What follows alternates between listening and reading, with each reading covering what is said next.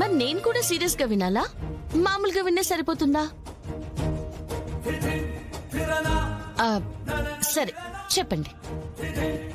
Mrs Kedar. చెప్పండి mister Kedar. అంత cute గా అడిగితే ఇంకేం చెప్తాం, మ్యాటర్ అంతా మర్చిపోయాం. ఓ కేదార్, నా పని చెడగొడుతున్నావు.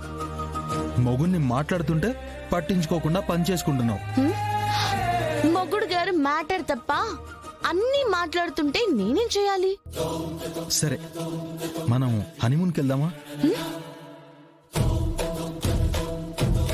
అదేంటి సడన్ గా? అంటే సడన్ గా ఏమీ లేదు, చాలా రోజుల నుంచి ప్లాన్ చేస్తున్నా.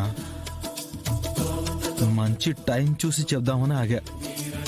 ఇప్పుడైతే కాశ్మీర్లో మంచు, అక్కడ నువ్వు నేను. డెస్టినేషన్ కూడా ఫిక్స్ అయిపోయారన్నమాట. నైస్. అయితే మరి మనం హనీమూన్ కి వెళ్ళడానికి ఇదే మంచి టైం, అంతేనా? ఏ కాదా? అత్తయ్య గారు శ్రీవల్లి విషయంలో దాస్తున్న నిజమేంటో మనకు తెలీదు. నిషి మీనంతో చేతులందు కలిపిందో మనకు అర్థం కావట్లేదు. వారం రోజుల్లో మినిస్టర్ గారిని చంపిన వాళ్ళని మనం పట్టుకుంటామని శపథం కూడా చేశాం. ఒక్క సాలిడ్ లీడ్ కూడా లేదు. చుట్టూ ఎన్ని ప్రాబ్లమ్స్ పెట్టుకొని మనకి మంచి టైం. నైస్.